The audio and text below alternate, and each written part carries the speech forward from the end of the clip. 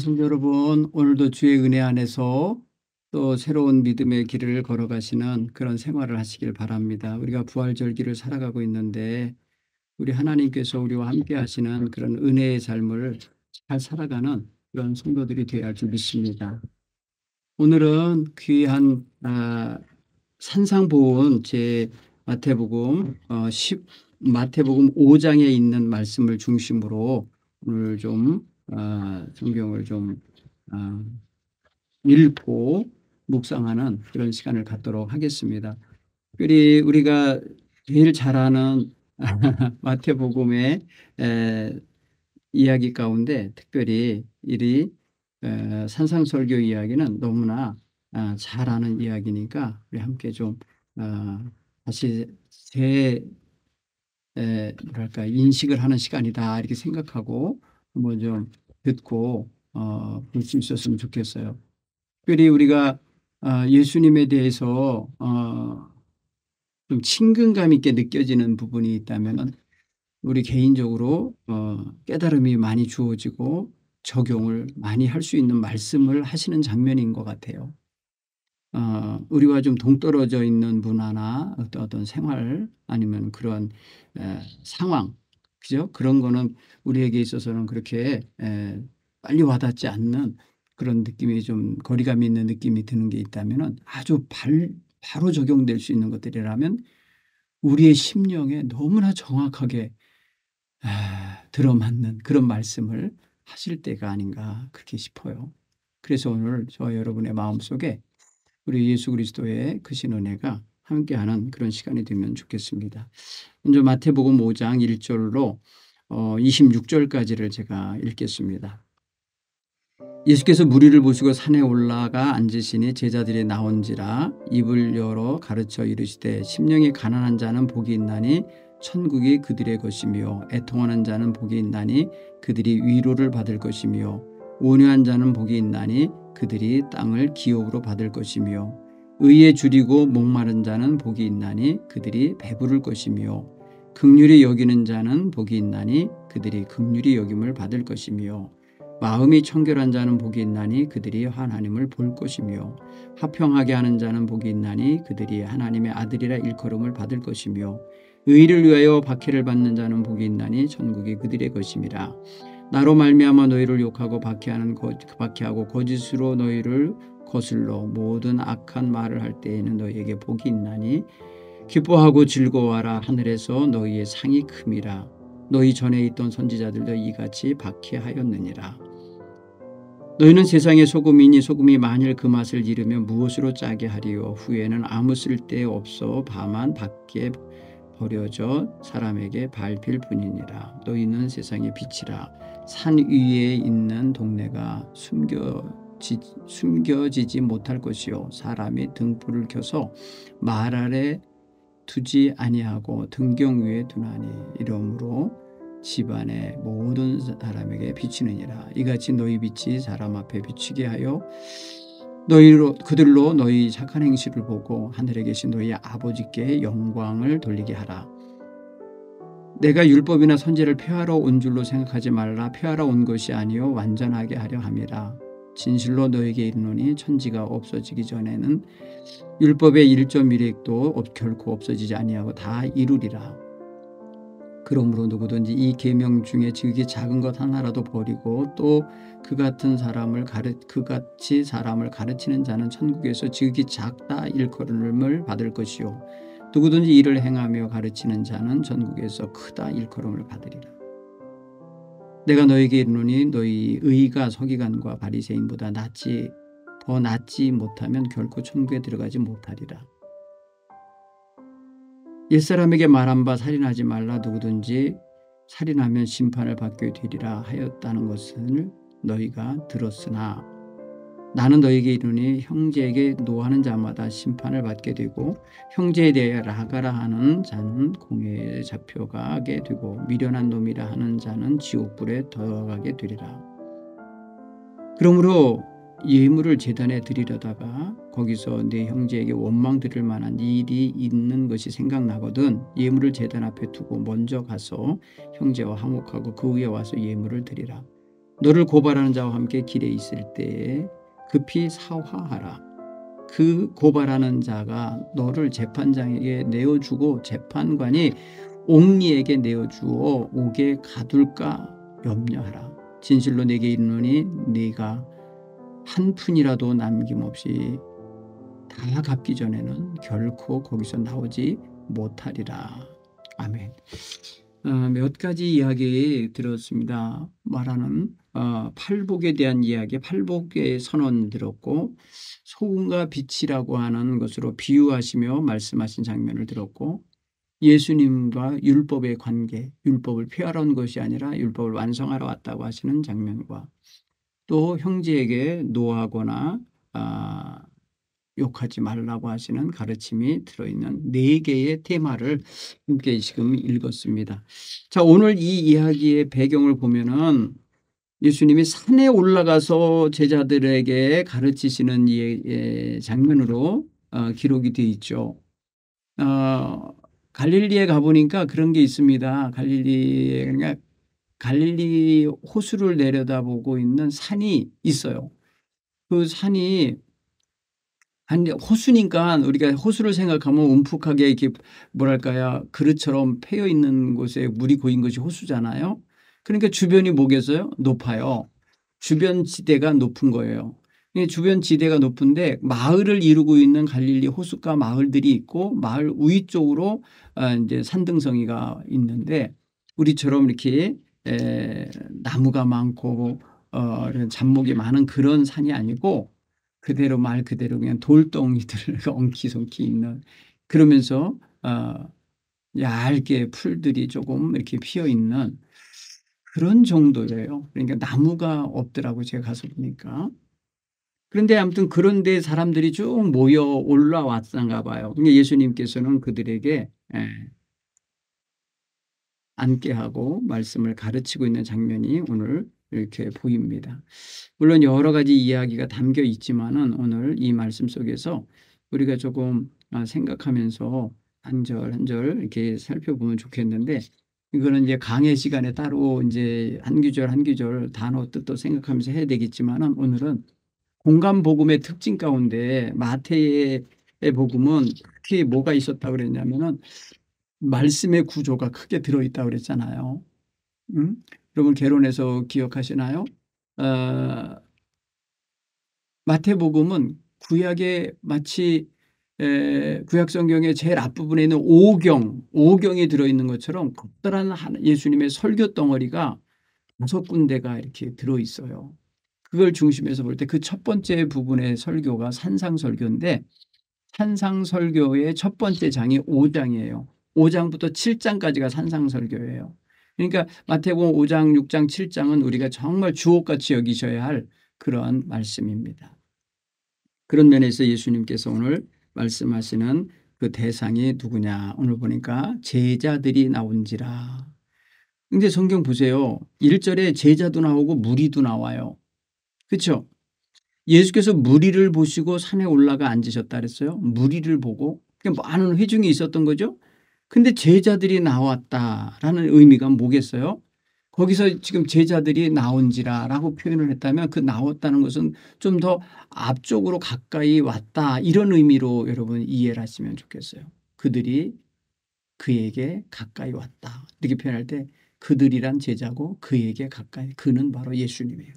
자, 예수님의 회중들이 많은 것을 보시고 그들 상대를 보시고 나서 산으로 올라가셨다라고 한다고 하면은 그 많은 사람들이 어딘가에 좀 앉아 있게 하고 싶거나 이렇게 편안한 그런 장소가 필요하셔서 올라가신 것 같아요. 올라갔다 그래서 큰 무슨 뭐 등산하듯이 올라가는 산이 아니라 그랬잖아요. 그런 험한 산이 아니고 그냥 나무도 없고 그냥 뭐랄까요, 평지 비스듬하면서 동시에 좀 이렇게 풀들을 좀 나고 뭐 그러는 오름직한 동산이에요. 그런데 그 산에 올라가서 앉았으니까 뭐래요? 사람들이 주변에 삼삼오오 와서 예수님을 둘러싸고 이리저리들 앉았을 거 아닙니까? 그런데 거기에 보니까 제자들이 앞으로 나왔다. 프로스 에르코마 이렇게 되는데, 프로스라는 말은 이 프로스라는 단어는 이게 접두사인데 앞으로 앞으로 앞쪽으로 이런 의미가 담겨 있어요. 접근한 거예요. 그에게 가까이 접근해 오다 이런 의미가 들어 있어요. 그러다 보면은 이거는요 상당히 뭐랄까요?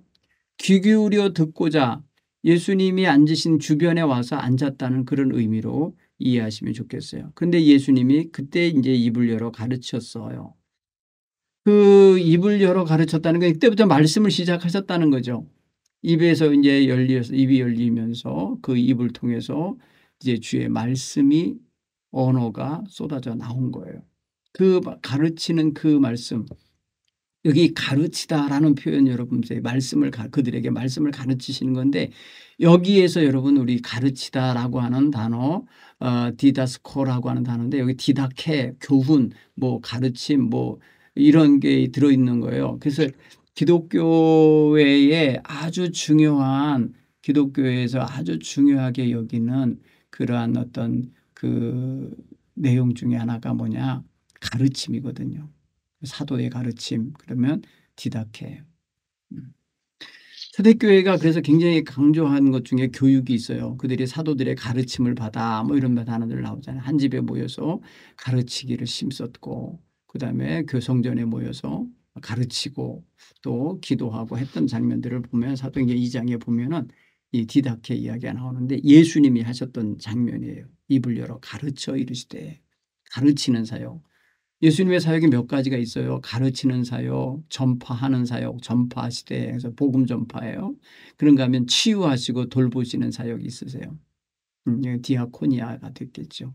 케어하시고 치유하시는 장면들. 그다음에 함께 뭐예요? 죄인과 세리들과 또 제자들과 함께 어울려서 어울리는 그게 뭐야? 친교가 있어요. 친교.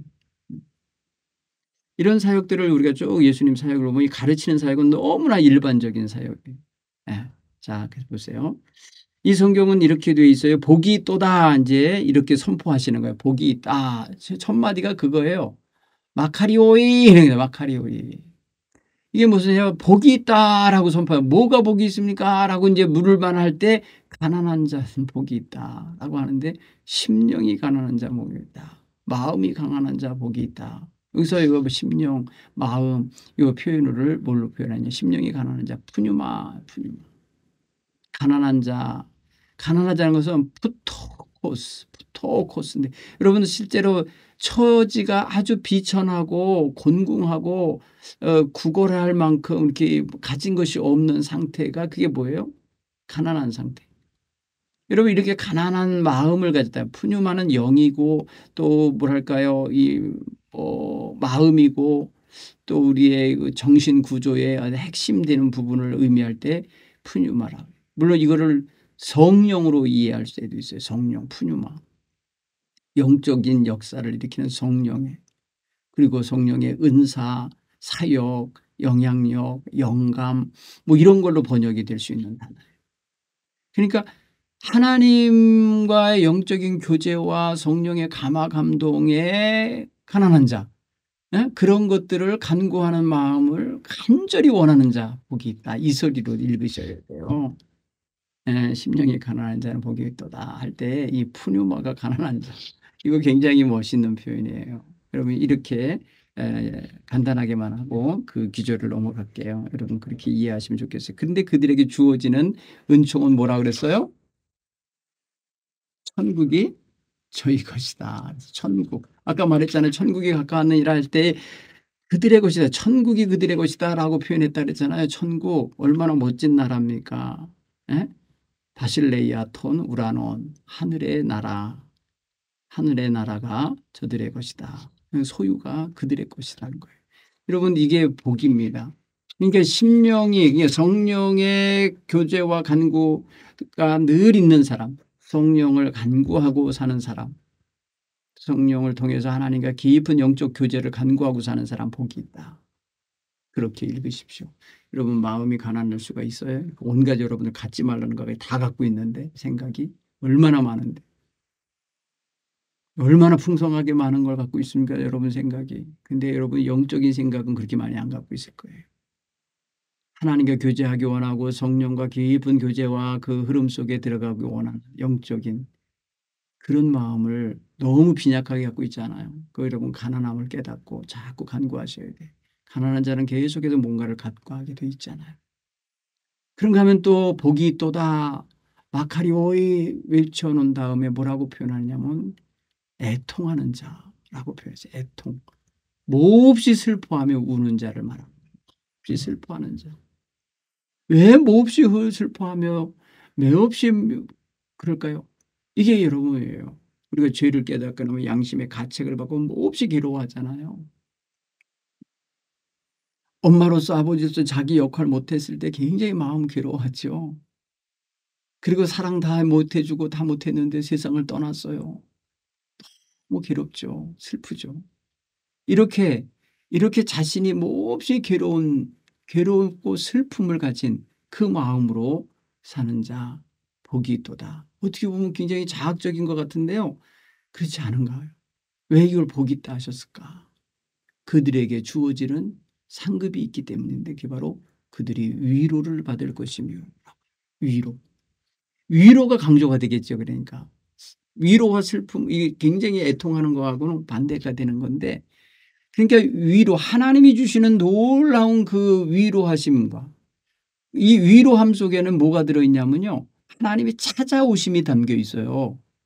네? 하나님이 생각해 주시고 하나님이 그를 하나님께로 이렇게 불러들이는 것 같은 그런 하나님의 어떤 이 내게로 와라 이렇게 초대하시는 것 같은 그런 초대와 부르심과 이 방문해 주심이 담겨 있는 의미예요. 이게 위로라는 거예요. 그래서 여러분 우리가 위로받는다라고 할 때 하나님 찾아오시는 거예요. 하나님이 내 마음에 방문해 주셔서 그래 네가 얼마나 힘드니 네가 많이 힘들구나 내가 너를 안다 하면서 그 탄원하고 슬퍼하고 괴로워하는 마음을 다독여 주시고 격려해 주시고 하는 뭐랄까요 그게 보여야죠. 우리 속에서 이 위로받는다고 할 때는 하나님이 와서 내게 오셔서 그렇게 일해 주시는 거 이거 경험하셔야 돼요. 복이 있는 거예요. 자, 또 마카리오이 하면서 복이 있도다 하면서 외치는 게 뭐냐면 온유한 자 복이 있다. 온유하다. 여러분 이 온유한 자들 프라이우스라고 하는 이 단어는요. 어떻게 보면은 굉장히 부드럽고 온순하고 따뜻하고 친절하고 자비심이 인정이 많은 마음을 가진 자를 말합니다. 여러분 이런 사람 좋잖아요. 그죠? 이런 사람 곁에 있으면 굉장히 따뜻하잖아요. 여러분 이런 사람 되기를 원하시기 바라요. 저는 이런 사람 참 좋아해요. 저도 이런 사람 되고 싶어요. 여러분도 이 말씀 읽을 때 온유한 자 복이 있다라고 하십시오. 온유한 자 복이 있습니다. 왜냐하면 그들이 뭐라 그러세요? 땅을 기업으로 받을 것이요 라고 하는데 여러분 여기에서 그 기업으로 받는다라는 게 뭐냐면 상속을 얻을 것이요. 상속. 여러분 이 헬라어 성경 헬라어에는요. 이 뭐랄까 상속 그러니까 기업이라고 하는 것을 받게 되는 것을 굉장히 중요하게 의미해요. 구약에서도 그런 게 있어요. 분깃이라는 단어가 나올 거예요. 분깃 가끔 읽어보시면 분깃 몫이에요. 목. 내 목, 네 목 할 때 목 자기에게 분리되어서 이렇게 하는데 이거는 제비를 뽑아서 얻는 것을 의미하는 거예요. 제비를 뽑아서 이거 가질래 저거 가질래를 결정할 때 자기 먼저 선택권을 갖기 위해서 제비 뽑기 하잖아요. 이게 바로 뭐예요? 이게 바로 분깃 기업을 얻는 행위예요. 그래서 클레로로메오라는 단어인데요. 기업을 얻는다 상속을 얻는다 이 말은 뭐예요? 재산을 받는다 획득한다 손에 넣게 된다 뭐 이런 거예요. 굉장히 뭐랄까요 땅을 그렇게 얻는답니다. 땅. 글쎄요 진짜 그런 땅을 주실까 싶은데 당시에 그 땅에 대한 이런 어떤 간절함이 있었던 것 같아요. 근데 그 온유한 자랑 걸 연결했다는 게 참 인상적이에요. 부드럽게 사는 사람이 땅을 소유하게 된다. 땅을 기업으로 얻게 되는 자가 된다. 한번 좀 이거는 더 신학적으로 연구해 봐야 돼요. 왜 땅과 연결해 놓으셨을까? 땅. 우리는 땅을 재산으로 생각하잖아요. 이스라엘 백성에게서 땅은요. 자손 다음으로 중요한 게 땅입니다. 왜? 토지가 있어야 돼요. 자기가 머물 곳이 있어야 되잖아요. 그래서 그 땅 소유가 아브라함, 이삭, 야곱 그 자손에게 계속해서 축복의 요소 가운데 들어있는 게 바로 기업 속에는 꼭 땅이 있어야 땅. 기업을 받을 것이다 라고 여러분들이 이해를 하시면 좋겠어요. 기업, 땅을 기업으로 받을 것이다. 자, 6절에 보면은 의에 줄이고 목마른 자는 복이 있도다 할 때 복이 있도다 마카리오이 하고는 외치기를 줄인 자, 의에 줄이고 목마른 자. 여러분 줄여보셔서 알 거예요. 굶주리고 배고파하고 그다음에 또 목말라 해보셔서 알 거예요. 뭐 갈망하게 되잖아요. 물 마시고 싶어서 목말라 하고. 근데 그게 무엇을 위한 거야? 물이 아니라 지금 뭐예요? 의. 의를 행하는 것에 올바른 것을 찾아가는 것에 그런 자세를 갖는다는 거예요. 옳은 것을 위해서. 그러니까 여러분 보세요. 여러 가지 무슨 선택권이 있을 때 보통 사람들은 자기에게 지금 유리한 것 찾고 좋은 것 찾고 먹음직스러운 것 찾고 남보다 큰 것 찾고 막 그러지 이게 옳은 건가? 이게 선한 건가? 이런 기준으로 봅니까? 안 그런다니까요. 여기에 우리의 선택의 문제가 거론될 겁니다. 그렇게 보면은 우리가 말입니다. 올바름을 목말라하고 올바름을 배고파하는 이런 정신은 보통 사람이 아닌 거예요. 옛날 우리 선비들은요. 남의 집 가수원이나 무슨 열매가 있는 과원 지나가는 데서 가끈도 고쳐매지 않았다고 그래요. 왜 그러냐면 손이 얼굴 쪽으로 올라가면 행여라도 누가 멀리서 보고 그 과일을 따먹는 사람처럼 보일 수 있잖아요. 그래서 가끈도 고쳐매지 않았다는 거예요. 그렇게 생각해보면 얼마나 옳게 살려고 사람들이 자기를 오해하지 않게 하려고 했는지 알 수 있겠죠. 자, 오늘 우리는 그런 면에서 의를 갈망하고 의에 대하여 정말 줄인 자같이 의를 행하고 싶어 하는 자의 자세를 갖고 사는가 돌아보시기 바라요. 예수님은 그런 사람이 복이 있다고 그래요. 왜 그러냐? 그들이 충분히 만족하게 될 거기 때문에. 배부를 것이요 라고 표현했는데 배부르다. 배고픈 가축에게 풀을 떼다 먹이면 얼마나 맛있게 먹는지 쳐다만 봐도 참 재미있어요. 그런가 하면은 배고픈 사람에게 밥을 주면 얼마나 허겁지겁 먹는가 보세요. 맛있게. 그런가 하면 목마른 사람에게 물을 떠줘 보세요. 꿀꺽꿀꺽 마시는 그 물 삼키는 소리가 얼마나 먹음직스럽습니까? 그걸 먹고 난 다음에 그 목마름이 해갈되고 그 밥을 먹은 다음에 배고픔이 가셨을 때 그는 배를 어루만지면서 만족해야죠. 배부르다. 감사합니다. 만족을 느끼죠. 이 만족을 주시겠다는 거예요. 이런 만족. 이런 목마름의 해갈의 기쁨을 주시겠다는 거예요. 좋죠. 그 다음에 7절에 보면은 긍휼히 여기는 자 복이 있다. 불쌍히 여기는 자의 마음인데 여러분 보세요. 그 자비로운 자들이나 남을 동정하고 불쌍히 여기는 거예요. 한마디로 하면 자비로운 마음을 갖고 사는 자를 말하는 거예요. 남을 불쌍히 여길 줄 알아야 돼. 그러니까 불쌍히 여긴다는 건 측은지심이 있어야 불쌍히 여길 줄 알죠. 배고픈 자를 보고 얼마나 배고프세요. 얼마나 배고프세요 하면서 가서 좀 뭐 좀 사 먹으세요. 말로 이러는 거 하고 제가 이거밖에 없는데 배고프신 것 같은데 이거라도 드시겠어요 하면서 나눠주는 거하고 벌써 차원이 다르죠.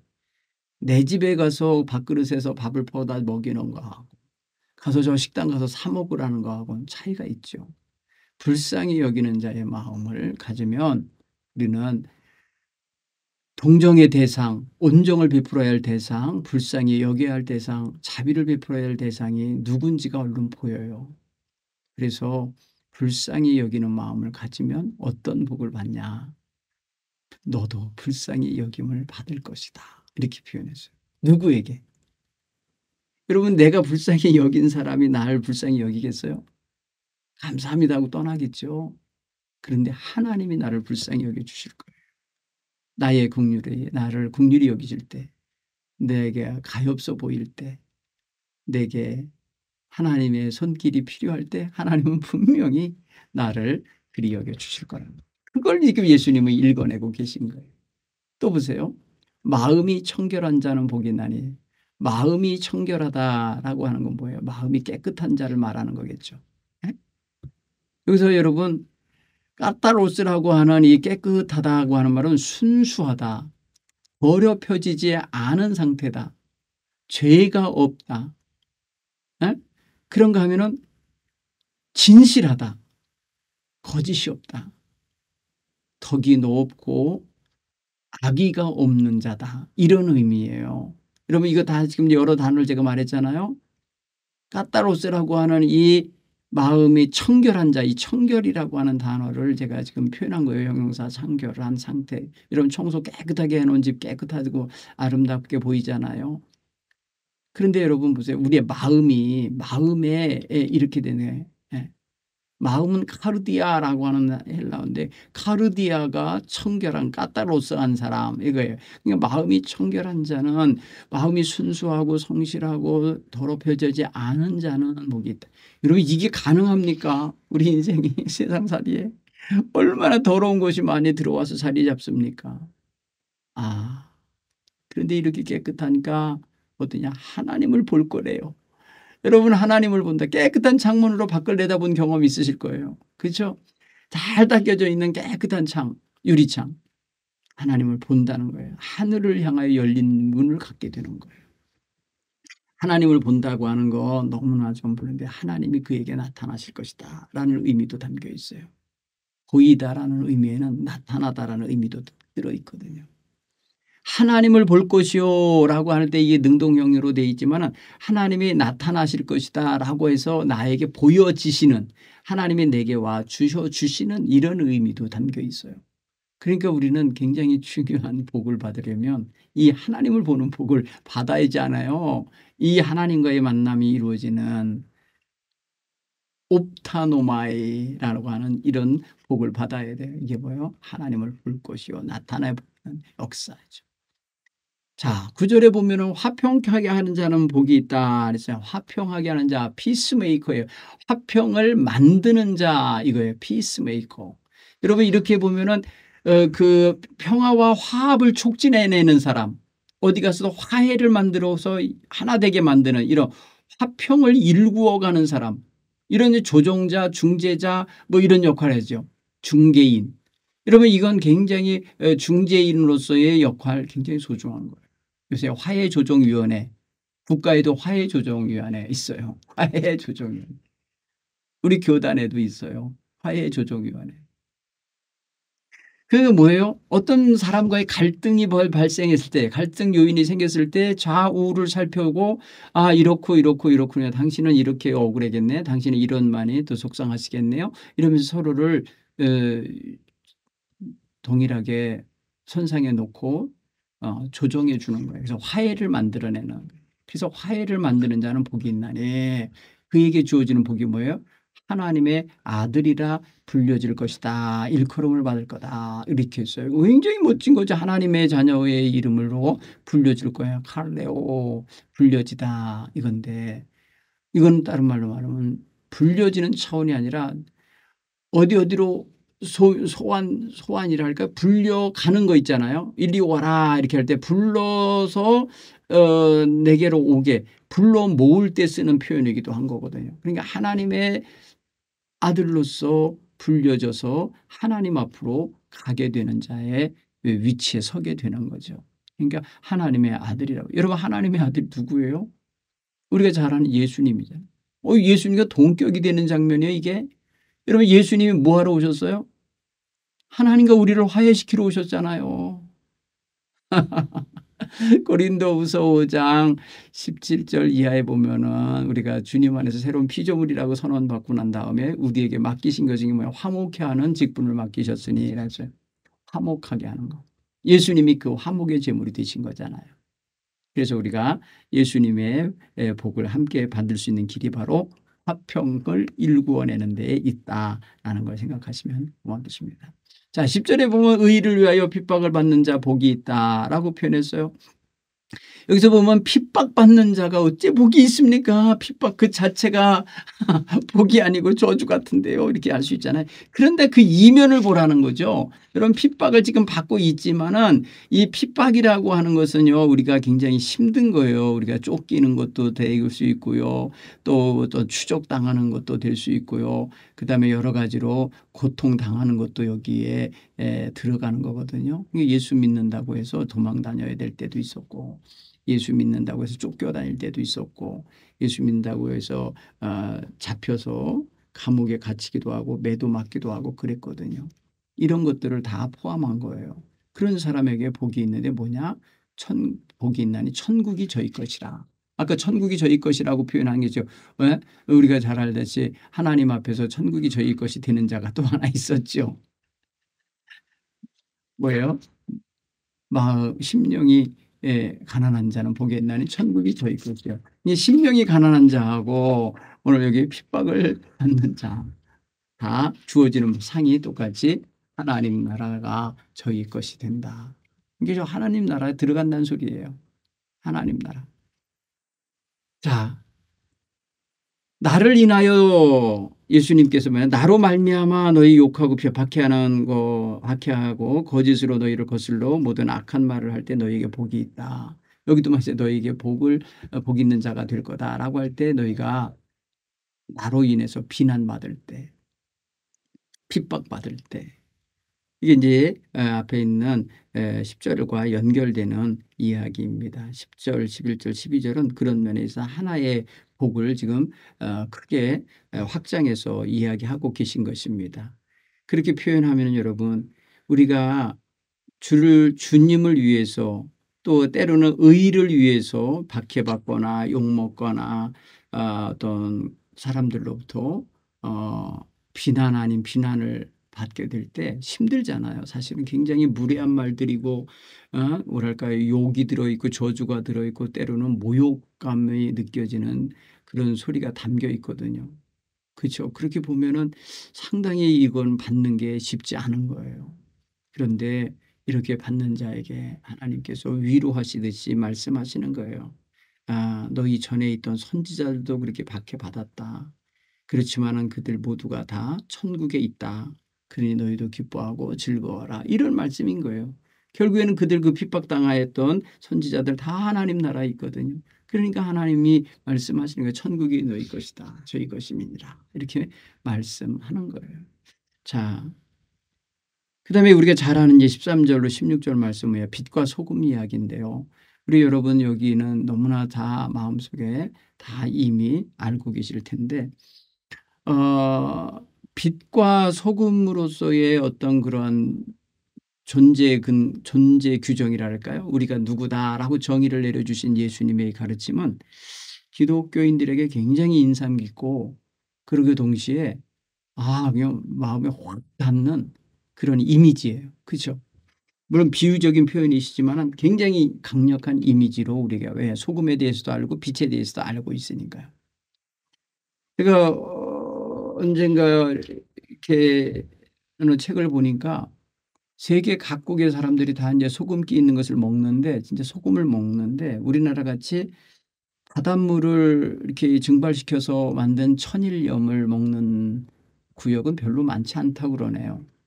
동양에 중국, 일본, 무슨 한국 이런 몇몇 나라들 베트남이나 이런 쪽에 이 아시아권의 나라들은 대부분 천일염을 먹는데 큰 산악과 이렇게 어떤 뭐랄까 넓은 지역에 사는 사람들은 암염을 먹는데 암염 광산에서 캔 돌로 된 소금 덩어리를 캐서 먹는 백성이 더 많답니다. 70%가 그런 소금을 먹는다는 거예요.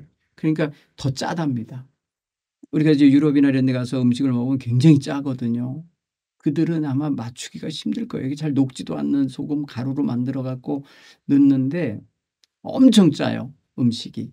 근데 그 짠 음식이 저들에게 있어서는 예전에는 굉장히 구하기 어려운 소금이었기 때문에 부를 상징했다는 거예요. 짠 음식은 부를 상징한 거예요. 야, 소금 많이 넣네. 이 집 좋은 음식 만들었네. 이런다는 거예요. 근데 요즘은 전혀 다르죠. 예. 예, 우리는 또 흔하게 소금을 바닷가에서 만들어진 소금을 옛날부터 먹어왔기 때문에 소금 귀한 줄 모르고 흔하잖아요. 소금값만이 안 비싸잖아요. 그죠? 그렇게 생각해 보면은 물론 비싸졌다고 합니다. 요즘에는. 그런데 예전에는 우리가 소금을 정말 진짜 서양 사람들처럼 금같이 여겨서 어, 어, 소금을 쓰진 않죠. 여러분 영어 라틴어를 통해서 나온 말들 보면 소금이 솔트거든요. 솔트, SALT인데 솔트 거기서 샐러리, 샐러리 월급이라는 게 거기서 나고 월급쟁이 샐러리맨이 거기서 나왔는데요. 월급을 말입니다. 소금으로 받았다는 거예요. 그러니까 용병들 있잖아요. 군인들 솔저 그래 솔저. 여러분 솔저가 뭐예요? 군대 군대 원병 뭐랄까 원군 멀리 싸움하러 나갈 때 영주들이나 아니면 황제로부터 돈을 받고 나가는 월급쟁이 용병. 요즘에 보면 용병제 우리나라 있죠. 용병들. 내지는 요새는 징병제지만은 맞아요. 직업 군인들이잖아요. 이 사람 다 용병이에요. 사실은 어떻게 보면 돈 받고 나가는 사람들이. 그런데 생각해 보면 소금으로 받았다는 거예요. 소금. 그래서 소금이 굉장히 귀한 건 맞는데 어떻게 소금이 근데 맛을 잃겠어요? 아, 물론 암염이라면 암염 가운데에 소금 덩어리가 아닌 소금 옆에 있었던 돌가루인지도 모르죠. 그러면 그 소금기 빠지고 나면 돌가루만 남으니까 어떻게 보면 소금이 맛을 잃은 것처럼 보일 수도 있겠죠. 아주 값비싼 소금이 아닌 거죠. 뭐 저질인 거죠. 그러니까. 근데 소금 덩어리 그 자체 있잖아요. 그거는 결코 맛을 잃을래야 잃을 수 없는 게 소금 자체잖아요. 근데 굉장히 역설적인 표현을 하신 거예요. 소금이 어떻게 맛을 잃을까라고 우리는 의문을 가질 판인데 소금이 만일이란 단어 썼잖아요. 만일. 여러분 만일이 뭐예요? 가정한 거 아닙니까? 가정은 현실이 아닌 거예요. 그렇게 될 수도 없는데 그냥 만약 이렇게잖아요. 우리가 만약이라는 단어를 써서 여러분들이 말을 만들면 다 현실이 아닌 걸 아실 거예요. 그렇죠?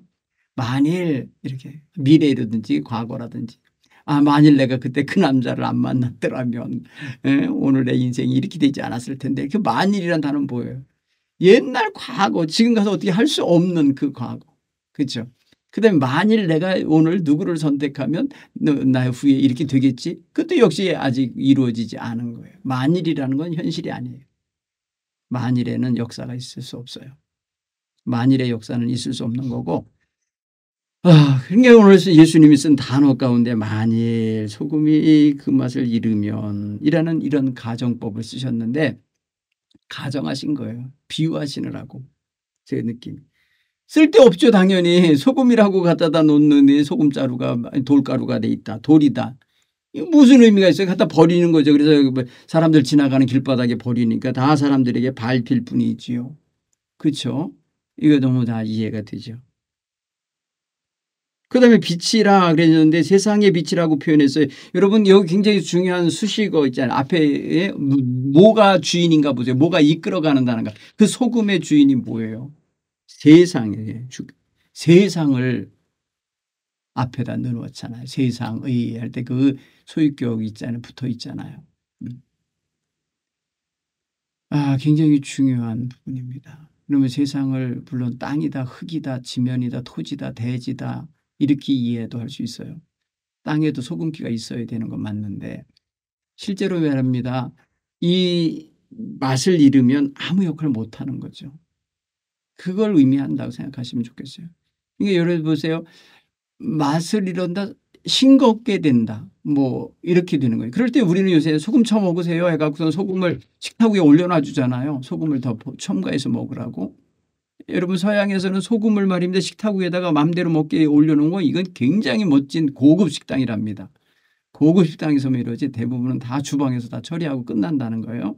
근데 우리나라는 모든 식당마다 소금 다 위에 올려놓잖아요. 이게 얼마나 멋있는 거예요. 그렇죠. 근데 소금은 결코 맛을 잃을 리가 없어요. 싱겁게 만약에 간을 주방장이 덜 넣어갖고 싱거운 건 내가 넣어서 먹으면 되는데 소금의 효과는 그대로 있는 거죠. 자, 무엇으로 짜게 하냐? 짜게 할 수 없어요. 아무것으로도 소금을 대체해서 짜게 할 수 있는 게 없단 말이죠. 그런 면에서 보면은. 그래서 벌쓸 데가 없으니까 뭐예요? 효력이 없는 거고 능력을 갖추고 못한 거고 아무런 유용성이 없는 거니까 뭐예요? 버려진다는 거예요. 여러분 여기 삼중에 버림당함 의미 없음을 보세요. 짜게 할 수 없으니까 효과가 없죠. 쓸 데가 없어요. 그래서. 그리죠? 밖에 버려져요. 버려지니까 뭐예요? 밟혀요. 보세요. 이게 제 역할 못하는 그리스도인도 이렇게 될 수 있어요. 제 역할 못하는 교회들이 이렇게 비난당하고 쓸데없네 그냥 다 해가고 버리고 욕하고 짓밟아 버리는 거 보십시오. 우리 역할 참 중요합니다.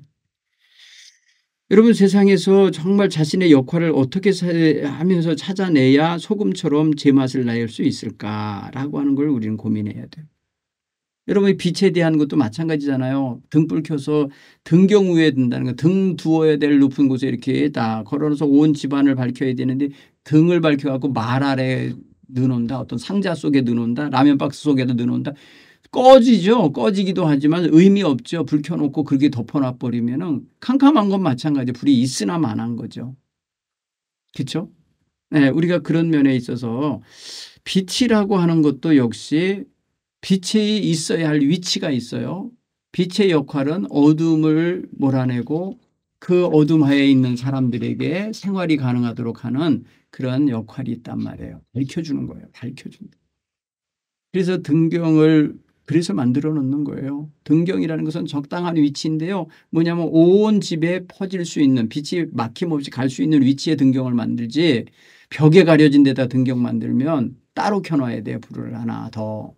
그런데 보통은 한 가난한 집은요. 등 하나 켜놓고 살아요. 그러면 어디에 추녀 밑에다 이렇게 매달아 놓든지 아니면은 벽에 어느 한 중간에 벽에 대해 이렇게 등경을 등잔대를 만들어서 올려놓게 되는 거죠. 올려놔야 보이는 거예요. 빛은요. 물론 경험해 보니까요. 등잔 밑이 어두워요. 등잔이 이렇게 있으면 그 밑에는 어두워요. 그렇지만은 더 넓은 곳은 밝아요. 그렇기 때문에 등경은 조금 높여주는 게 맞아요. 이것을 비유로 말씀하는 이같이 16절에 보면 이같이 이건 뭔가에 비유를 하셔서 한 거기 때문에 이 소금처럼 그리고 빛처럼 이렇게 할 때 이같이라고 할 때 빛처럼 하라는 거예요. 너희 빛을 세상 사람들에게 비추라는 건데 그 비추는 빛이 뭐냐? 너희의 착한 행실이라고 성경 표현했어요. 착한 행실. 여러분 우리가 착한 행실을 갖는다라는 건 너무나도 소중한 거죠. 사람들에게 우리가 착한 행실을 보이는 것은 지극히 당연한 거예요. 여기 착하다는 것은요. 우리가 생각하듯이 히브리어는 토브라는 단어지만 헬라어는 칼라라고 그래.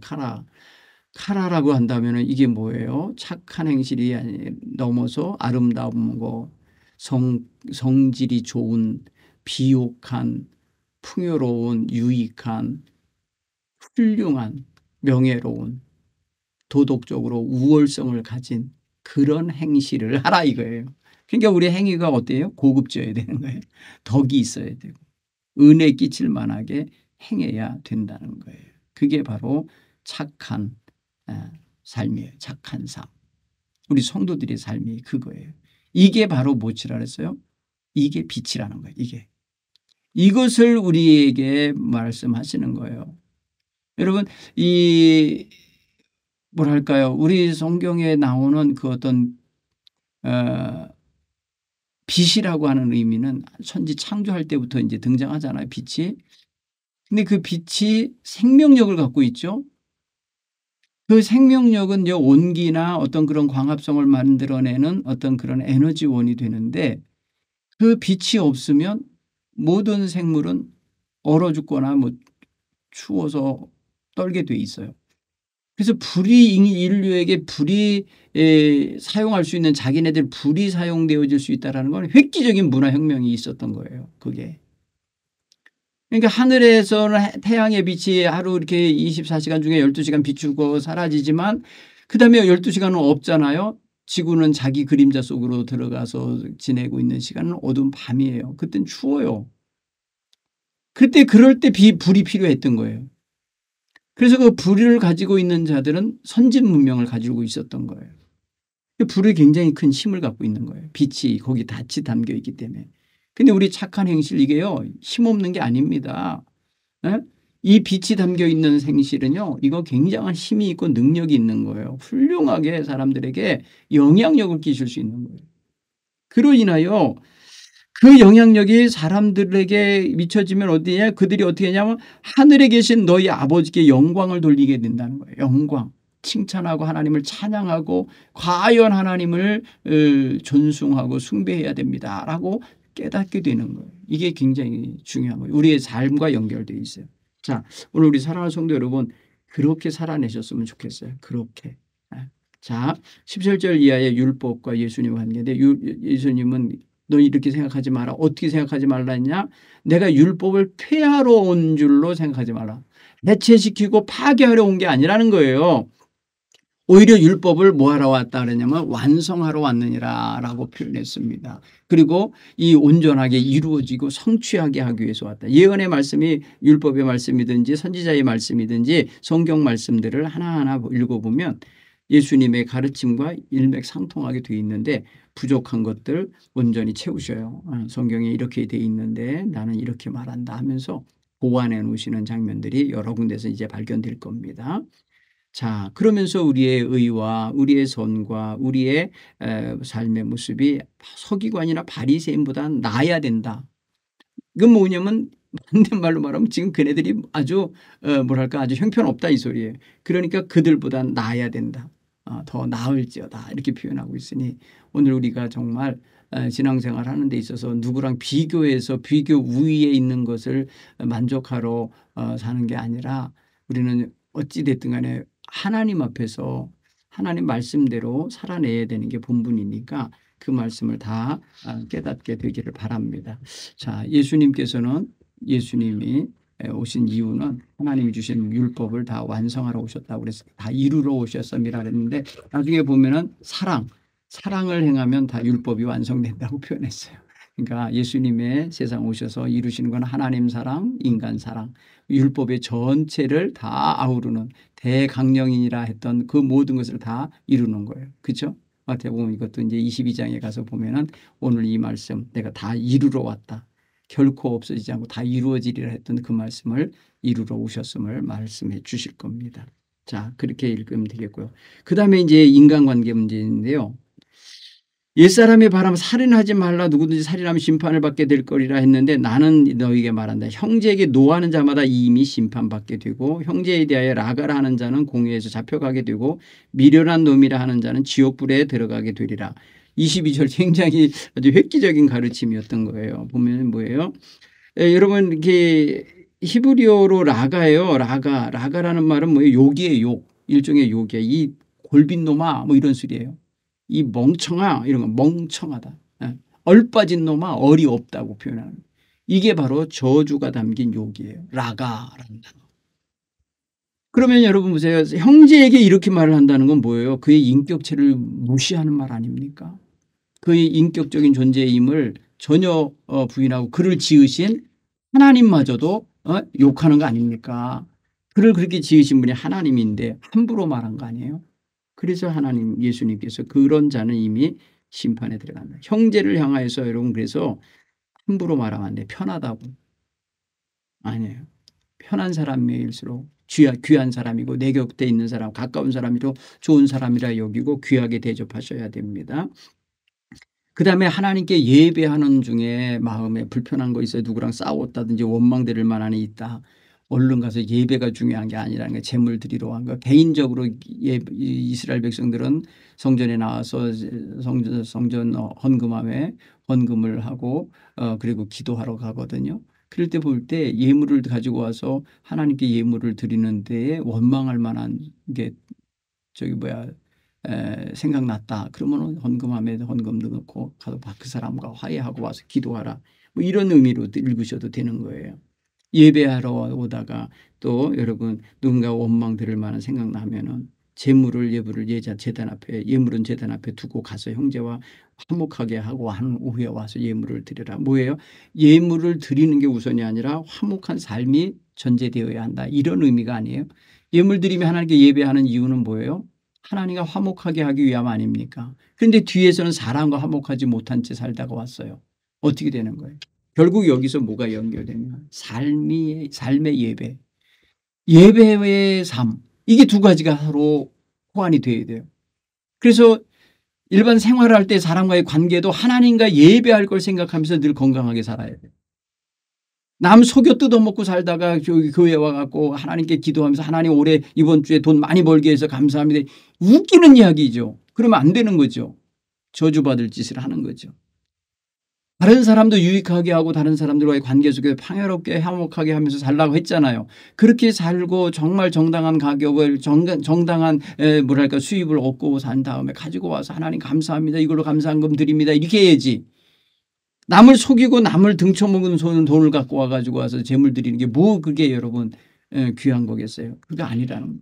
오늘 여기서 그래서 헌금의 질적인 문제도 있는 거예요. 그래서 남에게 원망 들은 사람의 예물, 이거 원망 듣게 만들고 얻은 예물, 그게 무슨 하나님께 기쁨이 되겠어요. 이런 부분을 우리가 조금 생각하면서 살아야 됩니다. 항상 하나님 앞에서 형식이 중요한 게 아니에요. 겉으로 드러나면서 말이야 돈 많은 척하면서 저기 하면서 이제 헌금하는 거 중요한 게 아니라 정성을 다해서 하나님 앞에 예물을 드리려면 먼저 사람 관계가 잘 좀 이루어졌으면 좋겠다 이겁니다. 자, 그런 면에서 생각할 때 오늘 여러분 하나님 말씀을 좀 여러분의 삶 속에 이렇게 좀 집어넣었으면 좋겠어요. 예수님의 산상설교가 이제 계속될 거니까요. 한 번에 다 끝낼 수는 없어요. 그렇지만은 예수님의 명성을 듣고 따라온 사람들과 제자에게 주는 말씀은 오늘 우리에게도 주시는 말씀이라 여기면서 이 산상설교를 마음에 새겨주시기 바랍니다. 특별히 8가지 복을 하나하나 다시 한번 묵상해 보시고요. 그리고 빛과 소금으로서 세상에서의 역할을 자신의 역할을 잘 찾아내셔서 하나님 앞에 온전히 다가서시는 그런 믿음의 사람들이 다 되시기를 간절히 바랍니다. 다음에 더 구체적으로 공부하는 날이 왔으면 좋겠습니다. 다음 주에 뵙겠습니다.